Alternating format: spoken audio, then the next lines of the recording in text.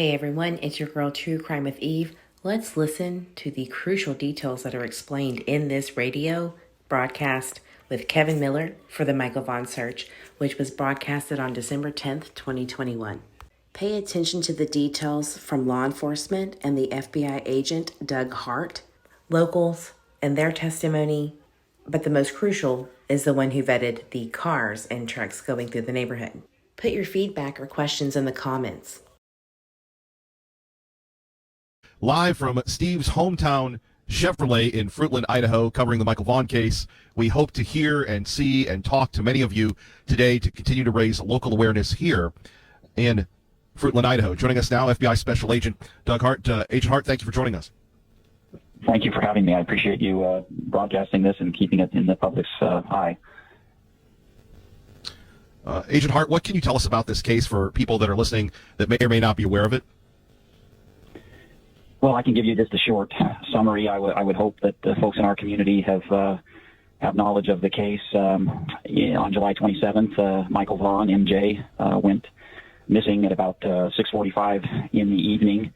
The authorities were called very quickly and responded very quickly. A massive search operation was conducted all throughout that first evening, and since the day that MJ has gone missing, law enforcement, which has consisted primarily of the Fruitland Police Department, the Idaho State Police, and the FBI, have been engaged in a massive investigation to try to locate him and bring him home safely back to his family. Obviously, we're close to 5 months now since his disappearance, and thus far our investigative efforts have not yet resulted in finding MJ and bringing him home. We remain hopeful, and we're continuing to work very hard every day, following up on various leads and conducting an investigation to try to solve this case. Agent Hart, we appreciate you joining us this morning, and obviously you and the FBI and the Fruitland Police and everyone else working long hours. What is the most important message you can give the public right now, sir? That's a good question. I think the most important message that we can give the public is we need them to be eyes and ears in the community regarding this case.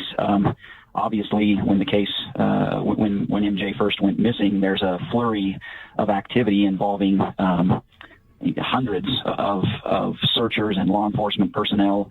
And over time, when MJ wasn't found quickly or within the first little period of time,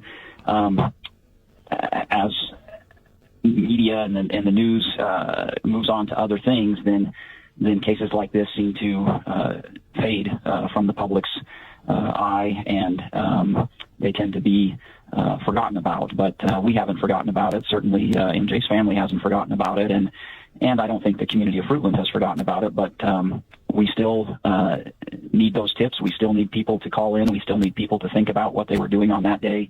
And, perhaps there's some piece of information that could be helpful to us in our efforts. And we want the public to be aware of that and to bring those things to our attention. FBI Supervisory Special Agent Doug Hart joining us here on KIDO Talk Radio with Kevin Miller in the morning. How prevalent are child abductions in the world we live in today? I think there's a misperception about that. Child abductions are actually very rare occurrences. Now, I may be differentiating between like a custodial dispute. We see a lot of those where in the perception of the public, it may be termed an abduction, but it's actually some sort of custodial dispute, and that certainly is not the case here. But abductions of children, they're our worst fear, but they're actually very rare occurrences. So when we look at the Michael Vaughan case, MJ, is it possible? I mean, everything is possible. He could have walked away. He could have been lost. You do this for a living. How challenging is it to find that needle in the haystack? It's very difficult, and I appreciate you bringing that up, because when you get a case like this, they're all unique. Some of them you have information immediately that leads you in a certain direction, but generally speaking, there's always a number of possible scenarios that have resulted in the disappearance of a child, and the difficulty that we face is conducting basically a concurrent investigation of all of those different possibilities, and trying to pursue everything in terms of the tools that are at our disposal to try to locate and bring these children home safely as soon as possible. And so they're very challenging cases, and I think sometimes there's a perception just based on popular television and some of the shows that people see that are popular that gives a false impression of how these things go and really the way these cases work. Agent Hart, we'll get you out on this one. We know you're very busy. Thank you for joining us so early, and we'll speak with you throughout the morning on KIDO Talk Radio. But working with the Fruitland Police Department, with the ISP, with everything else throughout the state, is there anything that you'd like to convey to people that are, again, praying and hoping that MJ will be returned, that will come home? I know his mom is really worried about the case going cold. Our airwaves are yours, sir. Thank you. Well, I would want the public to know that first and foremost, that the law enforcement response, not only from the Fruitland Police Department and the state police, the FBI, but several other agencies who committed personnel to assist in this case, has been tremendous. We haven't found MJ, and so I know there's a perception there, but I want to assure people that we haven't forgotten about this, and we continue to work on this every day. The Fruitland Police Department is a small department, but they have dedicated their entire staff to this case. MJ's family, his parents, Brandy and Tyler, have been very cooperative and helpful throughout this whole process. My heart goes out to them. It is a sad fact that sometimes we don't solve these things quickly, but we're committed to this. We ask for the public's help. We ask for their understanding and helping us in any way that they can, which is to provide us with information. Anything that they may have heard or seen that would potentially be of benefit to us is what our plea to the public would be. What's the easiest way that they can get that message to you, sir? Well, I think there's the easiest way would be to contact the Fruitland Police Department. They're the lead agency on this case, and they have archived all of the tips that have come in thus far. I don't have the exact number, but I believe we're over 600 tips that have been received thus far. And so for continuity's sake, that's the best way to reach out with information. Agent Hart, we appreciate you. Thank you again for helping us this morning and your efforts to bring MJ home. Thank you, sir. Thank you. I appreciate it. That is FBI Supervisory Agent Doug Hart joining us this morning. Kevin Miller live from Fruitland, Idaho. A few things going on this morning here, and it's a blessing to be here. I wish that we were here under better circumstances, but as you just heard FBI Special Agent Doug Hart talk about this, that you've got the cooperation with the FBI, the Fruitland Police Department. The family has been very cooperative. And as we've said before, and look, if we get 27 calls today, or if we get 2 calls today, I firmly believe that this is what we do as a community. We come out and we cover the news. And we hope and we pray that not another family goes through this. We hope and we pray that the efforts of the Fruitland Police Department, the FBI, the ISP, all of our friends in law enforcement will bring Michael Vaughan home, or as Agent Hart called him, MJ. We cannot think of a more scary thing to happen than to lose your child. And as we talked about earlier, we used to have America's Most Wanted with John Walsh that would broadcast these cases. And yes, we all live in the world of commercial endeavors, and the show at one time was highly rated and then wasn't rated and then it was taken off. But what a public service to stop the bad guys. So if you have any information, contact the Fruitland Police Department. If you're retired law enforcement and you've worked these cases, in our world that we live in, we always want to think of black and white.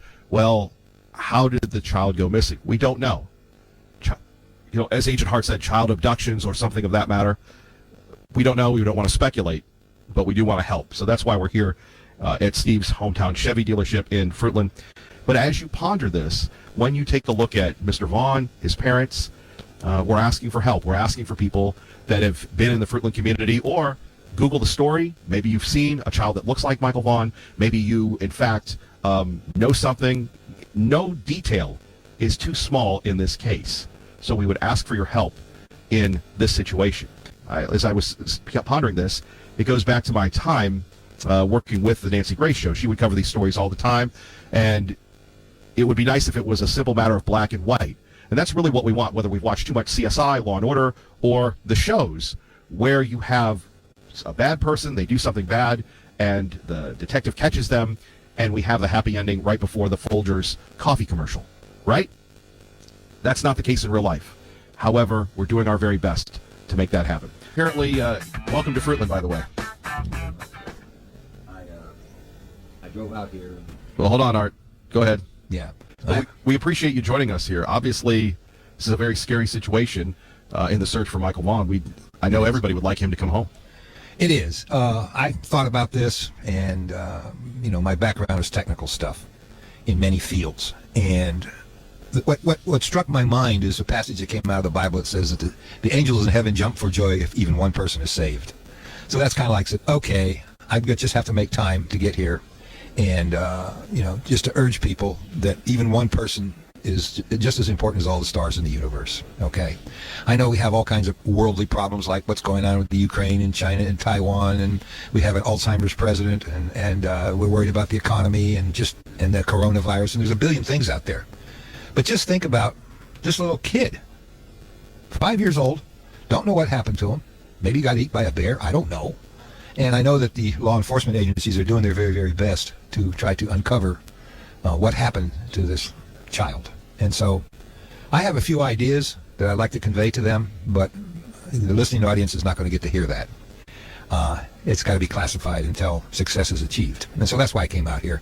Art, back to a broader perspective, though, when you look at this case, the parents, the mom wants more media, the national media. You've got the Fruitland Police Department working diligently. You've got the FBI trying to get the word out. Based on your background, I mean, how do you crack a case like this? And I don't want you to reveal what you would like to talk with to the FBI about or to the Fruitland Police about, but I mean, it really, I guess it comes down to somebody seeing something and spurring some type of recollection. Well, from where I operate, it's very simple. I can say it direct. It's going to offend a lot of people, but I don't care. God is on my side.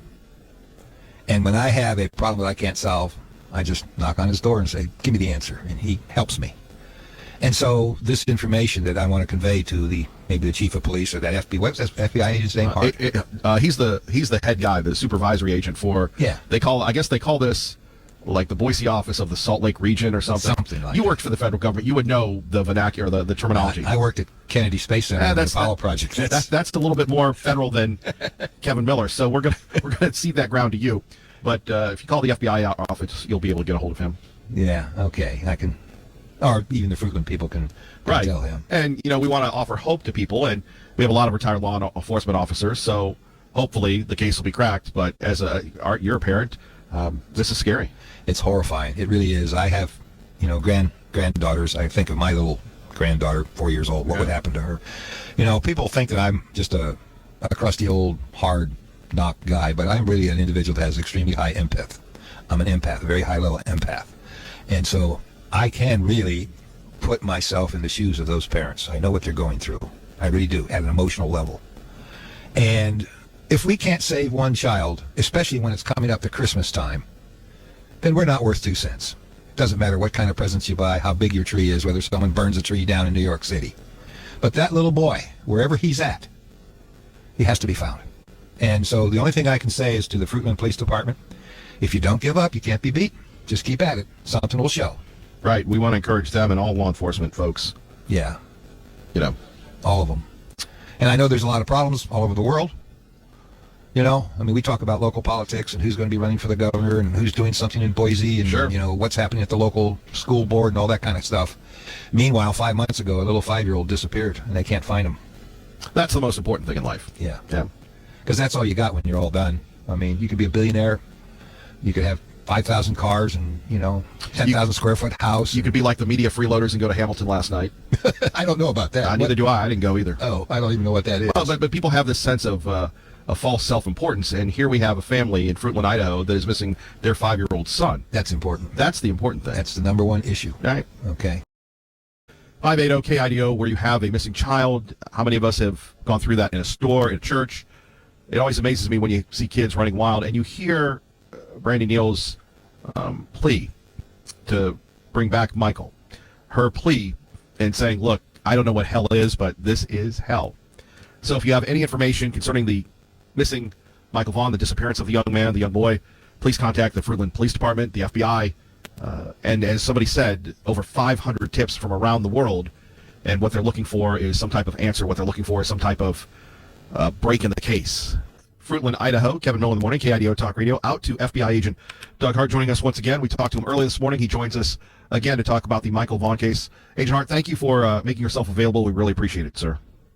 You're welcome. Likewise. Thank you for doing this broadcast. When we take a look at this case, when does the police department like the Fruitland Police Department or the Boise Police Department, when there's a missing child, as Michael Vaughan when do they usually contact the FBI? Is it right away, or what is the process of bringing in the federal involvement, sir?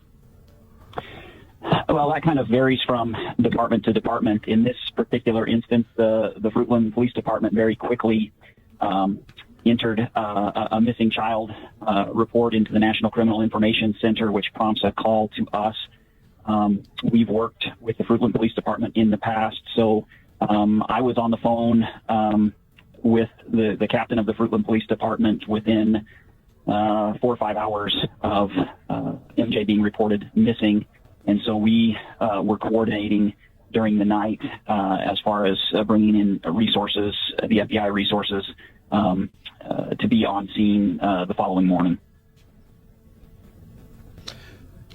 Agent Hart, let me ask you this question. How does, and I say this with the utmost respect, but I think a lot of folks listening or viewing or that have been involved in this case on social media and on KIDO Talk Radio, they ask themselves, how does a child disappear?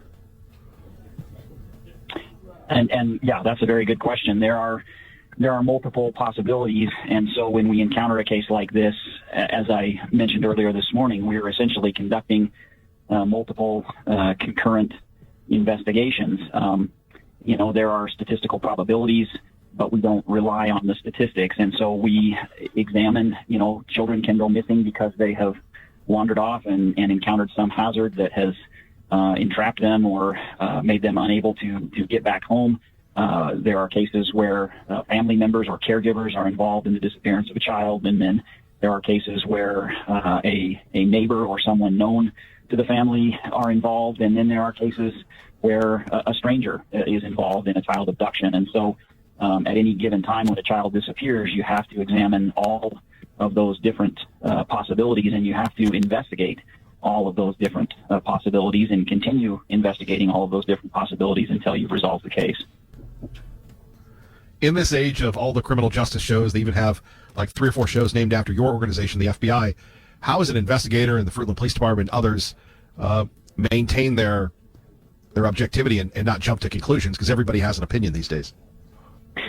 Yeah, we have to be unbiased. We have to be open-minded, because what you're referring to is something we call a confirmation bias, which essentially means that if a lead or a tip comes in that looks good, then sometimes investigators will try to make the fact pattern fit that lead or that tip because they want to have the case resolved. And so we have to be conscious of that, and we have to be aware of gathering evidence in a way that's thorough and complete, and we have to be open-minded as we evaluate the information that comes to us, so that we avoid those what we call the confirmation bias that could tend to lead us down a path that's not productive.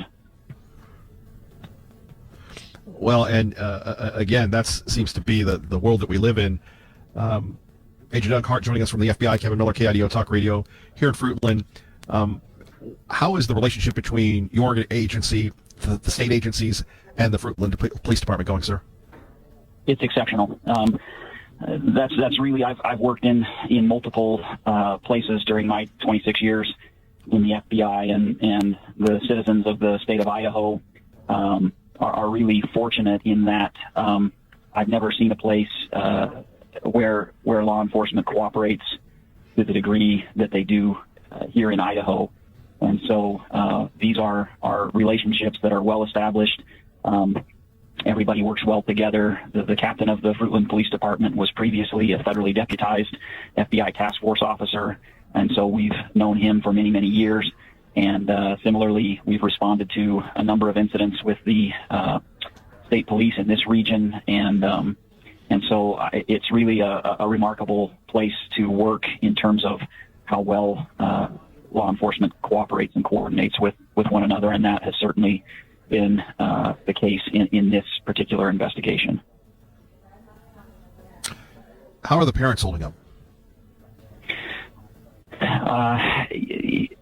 My heart breaks for them, and they're doing as well as can be expected given the circumstance. I can't imagine what they go through on a day-to-day basis. They've been very gracious to us and very cooperative in this case, and but anybody who's a parent knows kind of the implications of that question and how unimaginable this circumstance is for virtually everyone. Unless you've lived through what they're living through, it's just a horrible burden for them to bear.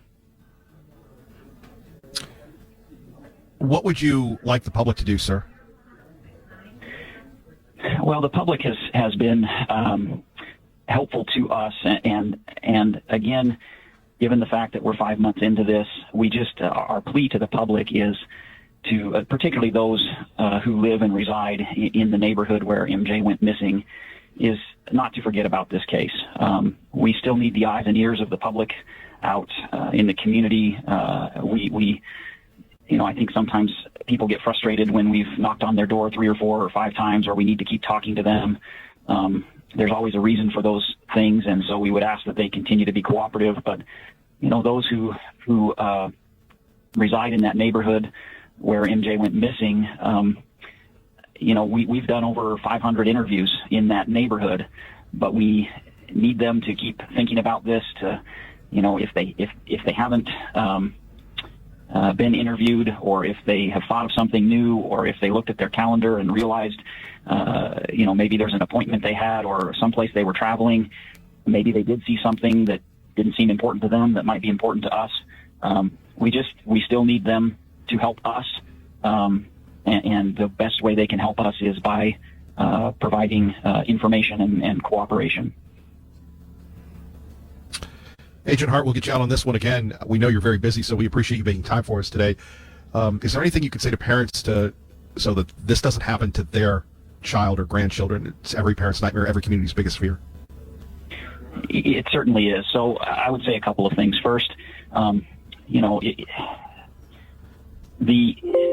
if we're talking the worst case scenario of a stranger abduction, then those are very rare circumstances, and so we have that fear, but it's a very rare occasion when that happens. What's much more common is that we've got to be cautious of when we look at our children. The question you ask is, who has access to my child?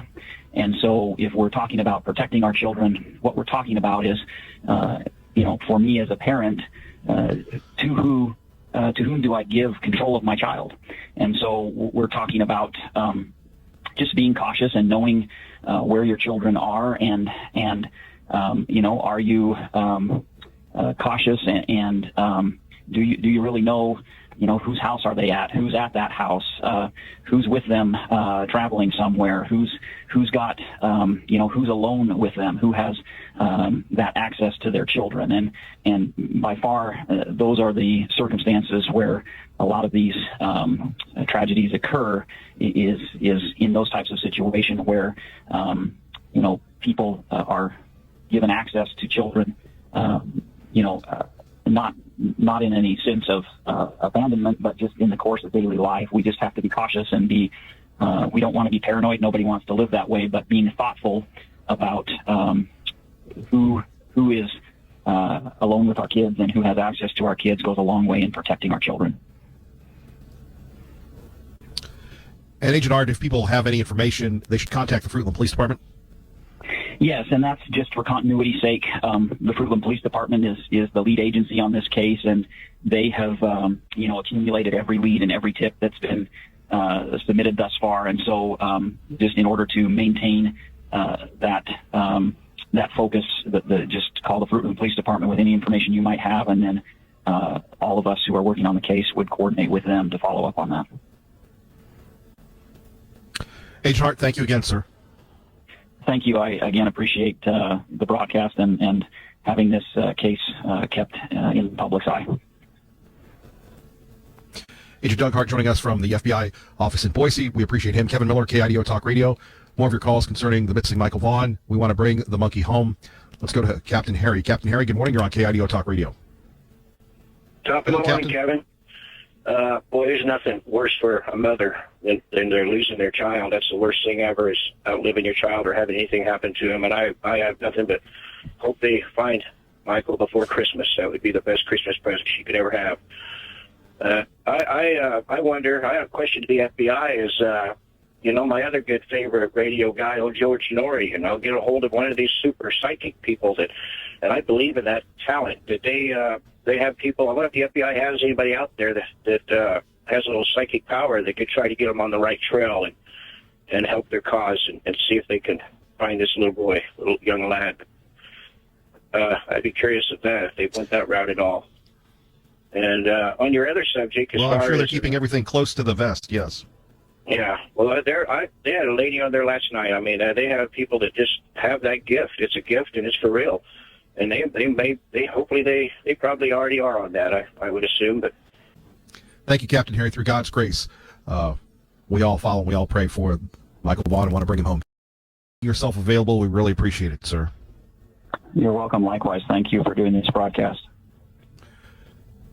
When we take a look at this case, when does a police department like the Fruitland Police Department or the Boise Police Department, when there's a missing child, as Michael Vaughan when do they usually contact the FBI? Is it right away, or what is the process of bringing in the federal involvement, sir? Well, that kind of varies from department to department. In this particular instance, the Fruitland Police Department very quickly entered a missing child report into the National Criminal Information Center, which prompts a call to us. We've worked with the Fruitland Police Department in the past, so I was on the phone with the captain of the Fruitland Police Department within 4 or 5 hours of MJ being reported missing, and so we were coordinating during the night as far as bringing in resources, the FBI resources, to be on scene the following morning.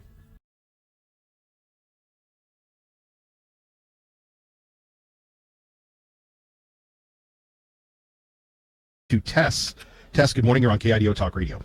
Hello, Tess. Good morning. Hi. Can you hear me okay? It's kind of tough for everybody, but yeah, if I okay. No, if I can't hear you, you'll be the first to know. So. All right, thank you. Well, this is something that's pretty near to my heart. I had shared one time before on the show that we had a friend who their 11-year-old daughter was kidnapped and murdered, and this was about 30 years ago. And the other thing is that I've worked with offenders, worked with sex offenders, and, I'm so glad to hear the FBI individual come out and talk a little bit about that because, there are different types of disappearances. As he mentioned, there's hazards, there's accidents, there's abduction, stranger, known individuals, opportunistic predators. But one thing I really encourage people to consider is that consider what did you see on that day? Because the chances are individuals saw something, they just didn't recognize it.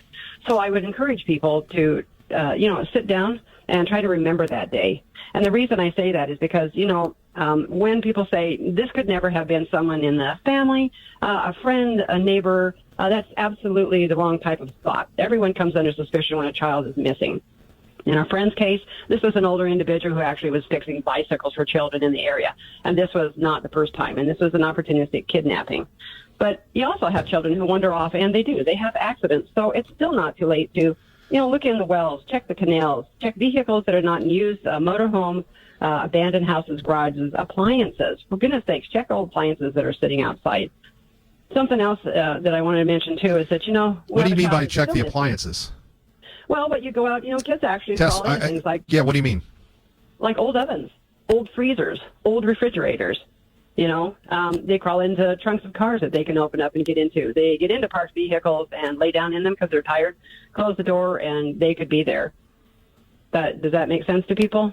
Go out and check those things. They're still in your yards. They're still on the sides of your homes. A lot of them are still abandoned. When your kids are out, always make sure that they're always within direct eyesight. We still have a child missing from Lenore, Idaho. That child, they are not sure what has happened, but predators will also take a child. We have a lot of bears, big cats, wolves. So you never let a child out of your sight. You make sure they have whistles, right clothing. They're always within your view. Children are easily taken by large predators, especially on roadways. Just remember that each road is just a big game trail. The predators can be anybody. 96% are men. The rest are women. They can also be other children that are used for enticement. Know in your area where you have sex offenders living there, know that people a lot of times will know a child that something happens with. In other words, they could say, hey, why are you out walking on the road? Your mom is really angry, and she told me to have you come into the house. Or get into the car, I'm going to take you home. So they, a lot of times, are people that you do know. And if they've ever revealed to you that they have maybe been accused of that before, red flag. Predators don't do that. Right. But offenders who are on the wait do that. Tess, thank you for the call. Thank you for sharing. Let's go to Constitutional Jack. Good morning. You're on KIDO Talk Radio. Good morning. Hello, Constitutional Jack.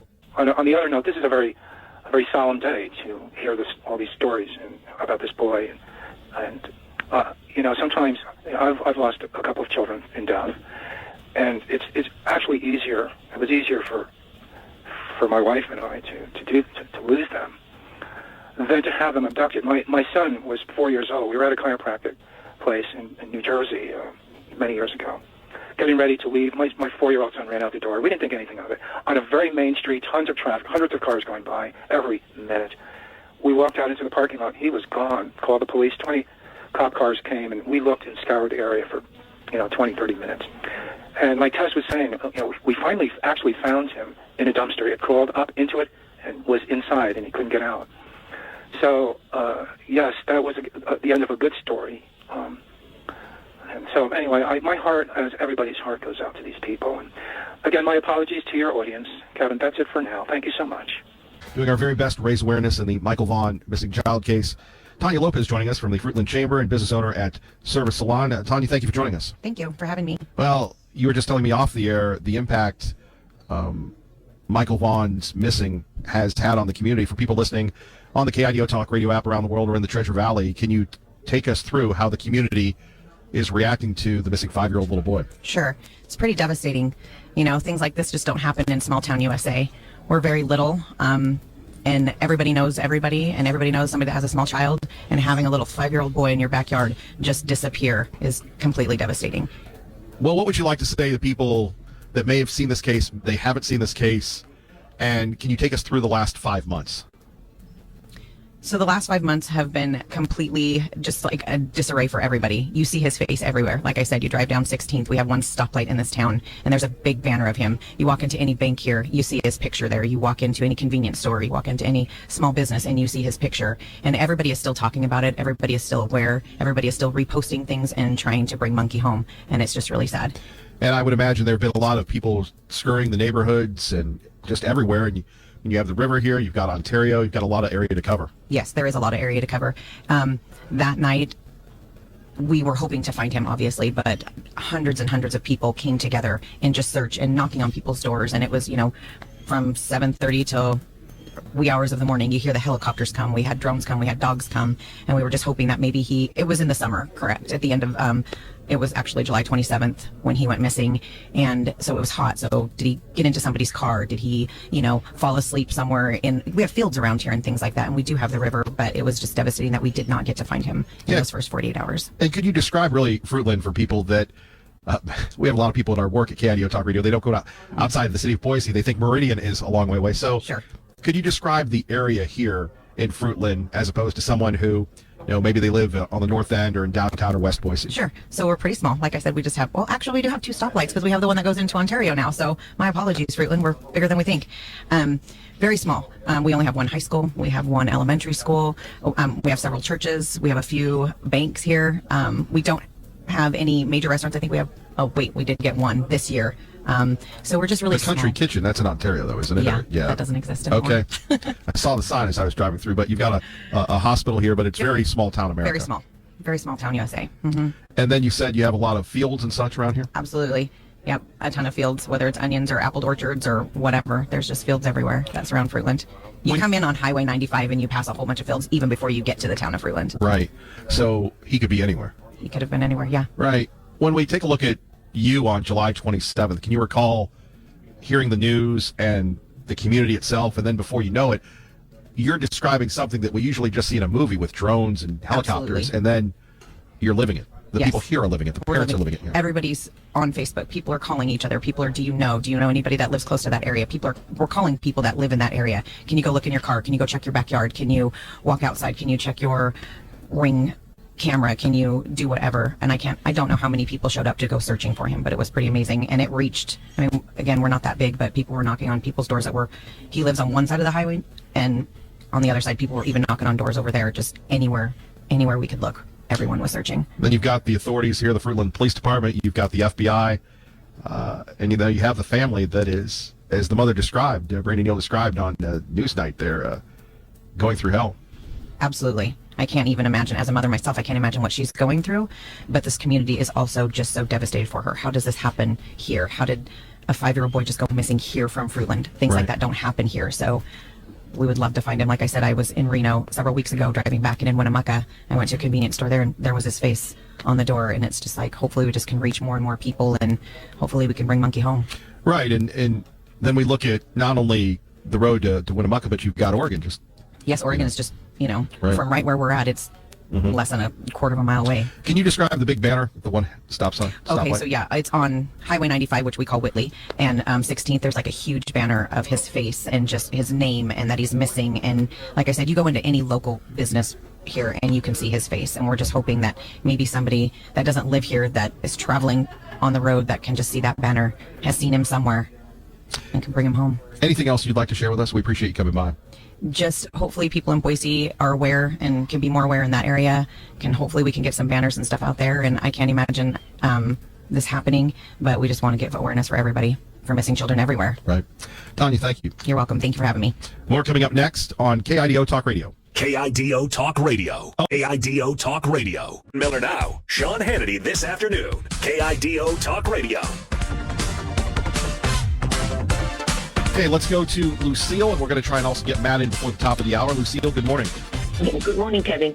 I just want to add my good wishes and my prayers to everybody who is looking for this little boy, and I will pray that he is restored to his mother, to his parents. I'm not a mother, but I can only imagine what this poor woman is going through.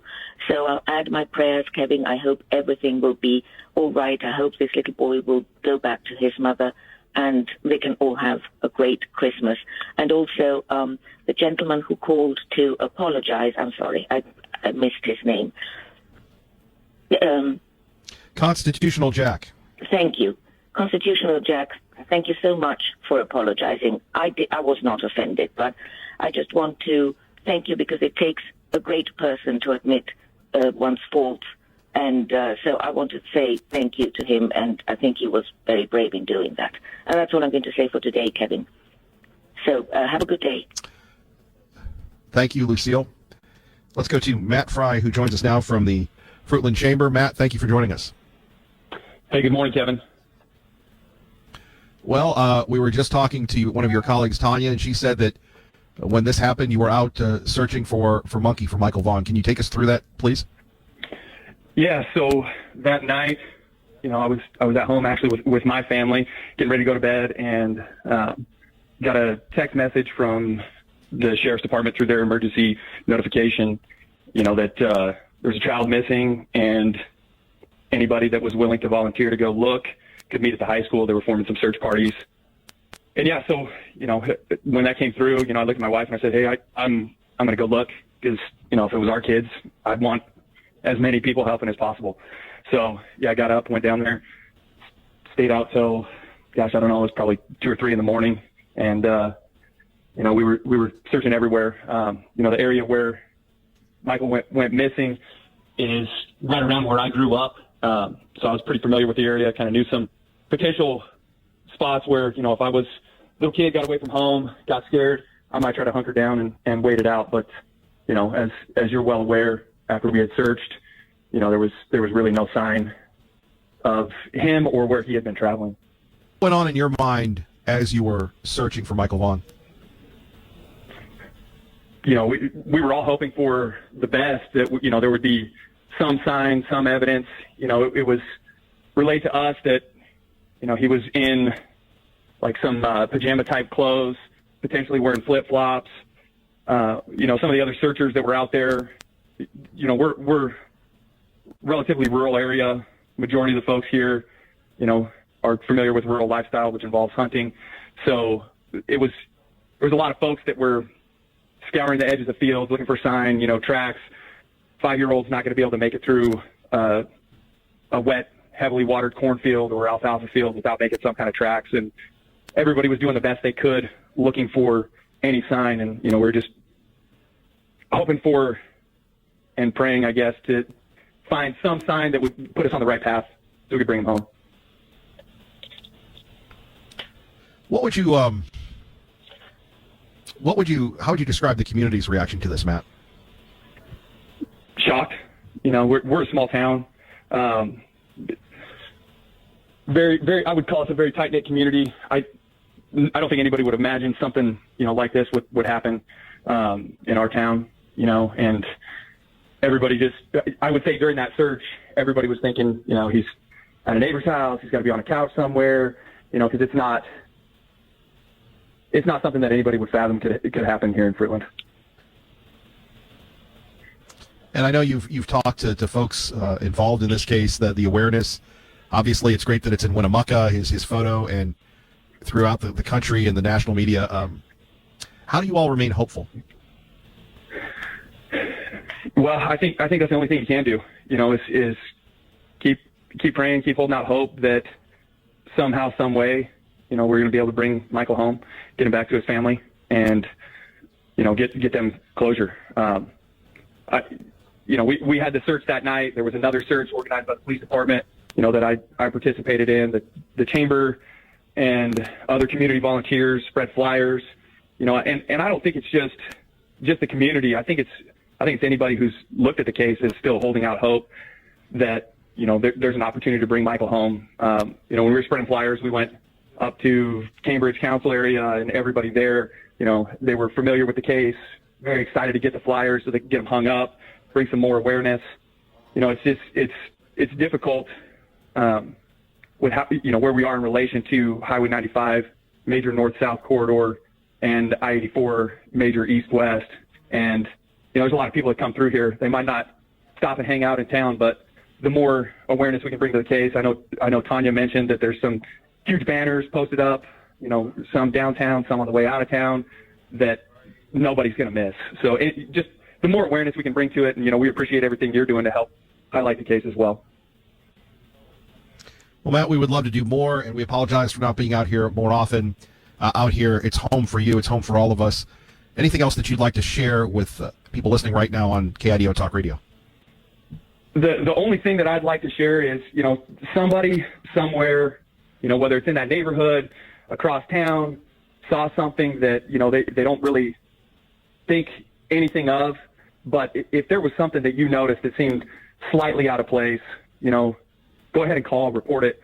The police department, FBI, they're following up on every single lead, and it could just be the piece of information that cracks the case wide open. So don't be afraid to call in and share, you know, what you saw or what you think you might have observed that was strange, because it may just be the one piece that's missing. Matt Fry, Fruitland Chamber, thank you, sir. Thank you.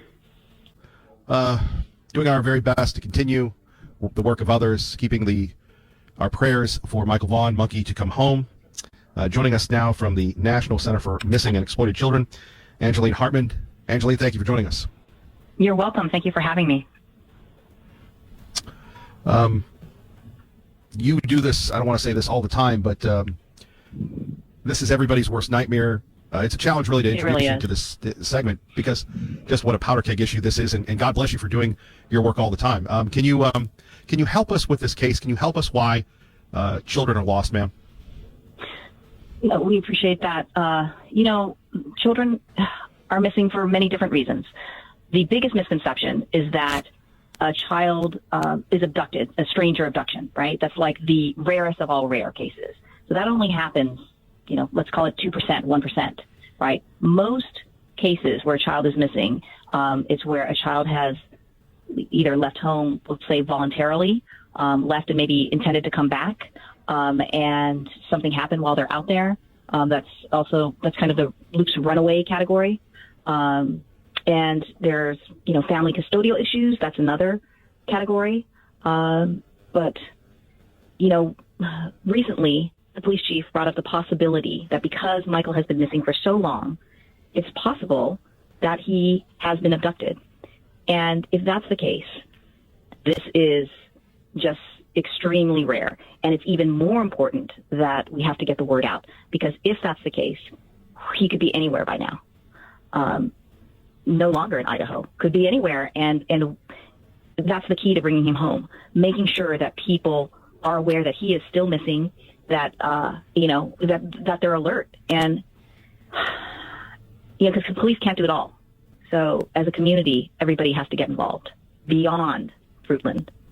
That breaks our heart when we're thinking of the possibility of Michael or other children being abducted. Again, Angeline, you deal with this all the time.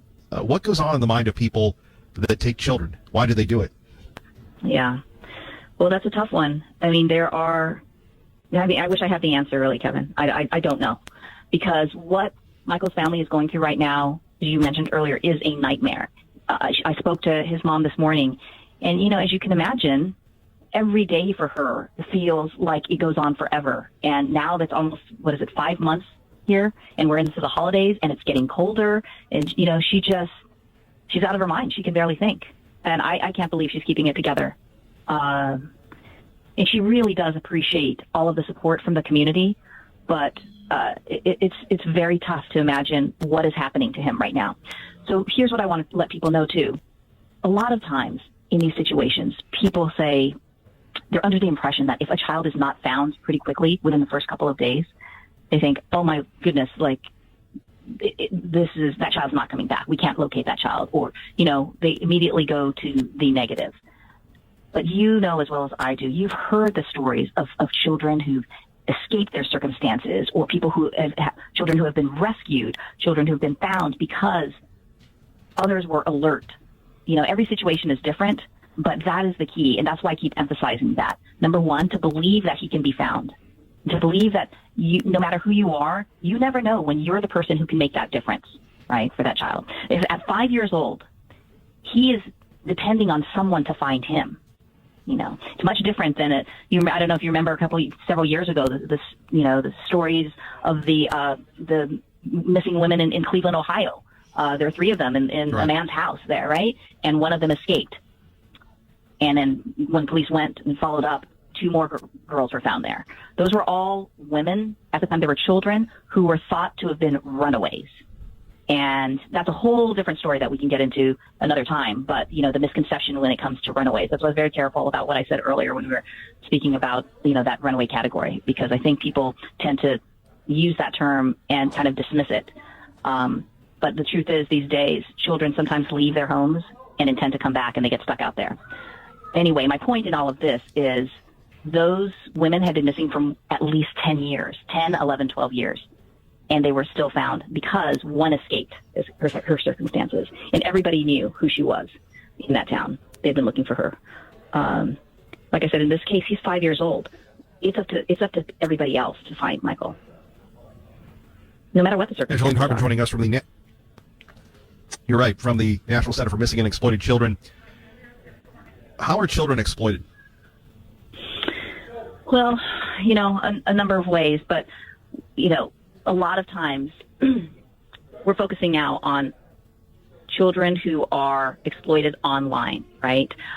In other words, a lot of times children think they're talking to somebody online, and they're tricked into giving up pictures. They're tricked into doing things they don't want to do. That's one form of exploitation. And we're being asked about that a lot these days, especially during the holidays, because, kids are going to be home during holiday vacations. They're spending more time online, and it's important to make sure that children understand they need to be online for various reasons, including school, but they also need to be careful.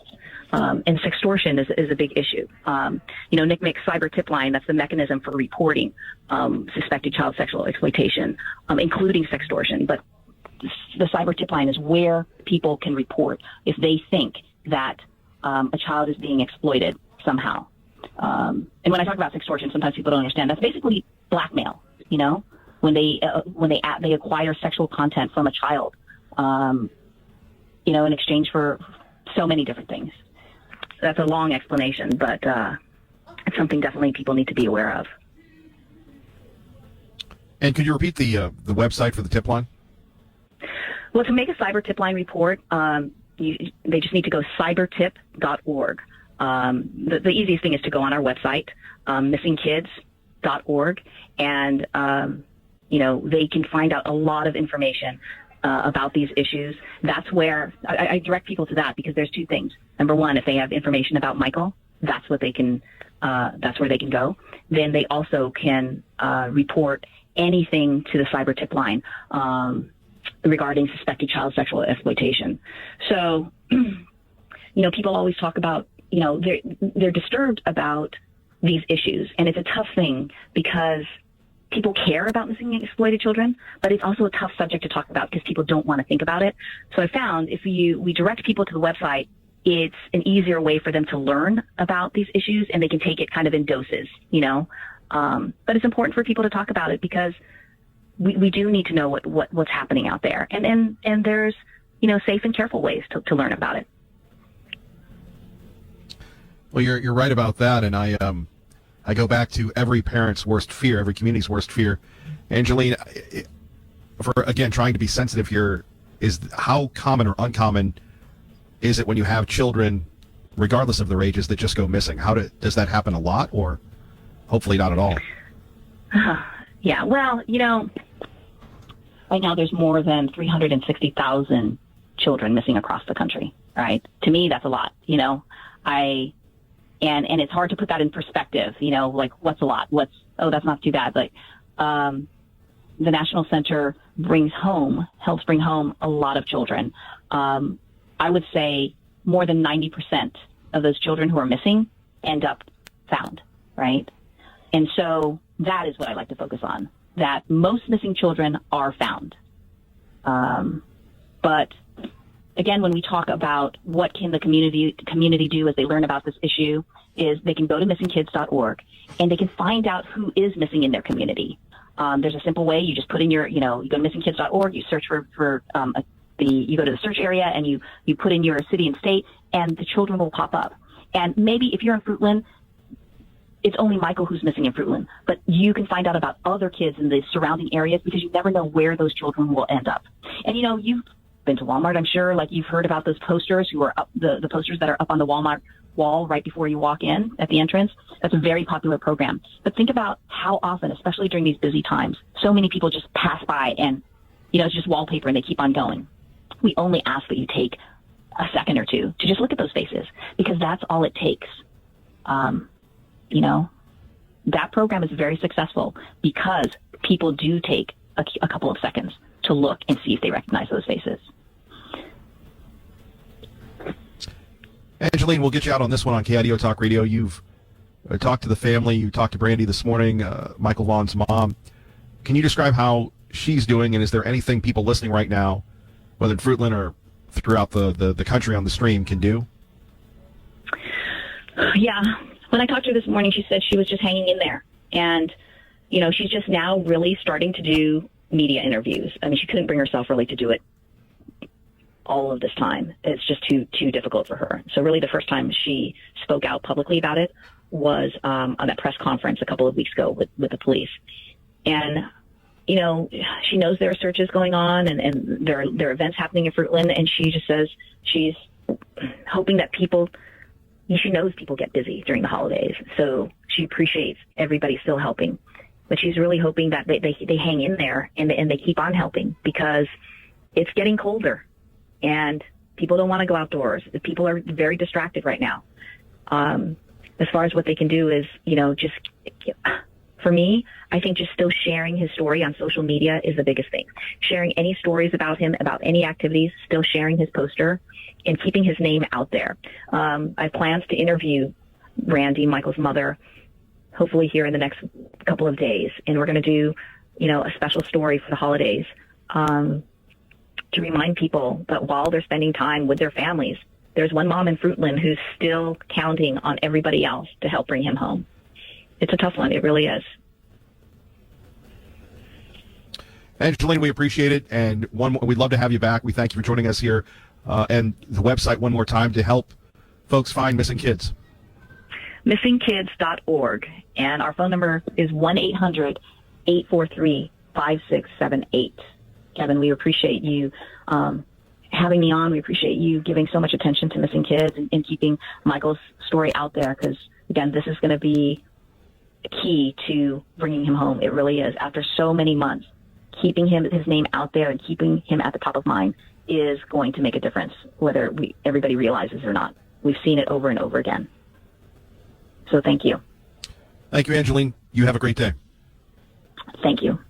Ryan Baxter of Fruitland, who's been very patient to join us here on KIDO Talk Radio. Ryan, good morning. Hey, good morning. How are you? Well, we're in Fruitland. I guess you're in Fruitland as well, right? Yes, yep. Well, what would you like to share with us? You're on the air. Go ahead, please. No, I wasn't quite sure what I could provide, but I just told you to call?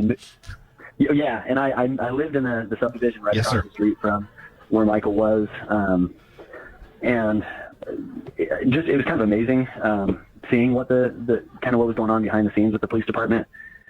We were involved, the night of on the search, and then probably had at least 6 or 7 different times that either independent agents or like FBI or Fruitland police that came and asked questions and searched. And then my wife had mentioned I have kind of a weird memory of cars, and so I went down on a couple different occasions just to help ID vehicles, and it was pretty amazing to see. I mean, every minute was chronological order in files for camera, and there was some pretty impressive camera footage that came from residents' cameras, and they had identified year, make, model of every vehicle coming through the area. So, I wish there was more I could offer help-wise, but I think it is, important for people to realize that, there's a lot that is going on behind the scenes with the police department and with agencies to help in the efforts, and it was pretty impressive to see what they're doing behind the scenes. Well, Ryan, we appreciate you calling in, and that's just basically how it works on this program, and you just kind of call in and you share your thoughts. For you as a person, will you ever forget July 27th, and can you describe that day for us, since you were living in a neighborhood near Michael Vaughan's? Yeah, no, I mean, it hit close to home, literally, but also, I mean, I've got a 4-year-old son who, I can totally understand the situation of that age. I mean, kids are curious, and they're kind of all over the place, and so the reality of, that easily could have been my family, and, the combination of, just fear of the reality of that, and then, I mean, it was amazing to see our whole community come together instantly like that. But I mean, yeah, it's close to home, but I can't imagine what the family's going through. What would you like to say to the family? We pray for your family, and we're sorry. We love them, and we pray for them. What would you like to say to people listening that maybe they've been to Fruitland, they don't know of Fruitland, and how they can help? I wish I knew that answer. I was hesitant to call because I don't know what I can really say that makes, any impact. But, yeah, I don't know a whole lot of what I can say. It's a reminder of our life is not a promised thing. Things can shift immediately, and so I guess what we do every day is pretty important because we don't know what tomorrow is going to hold.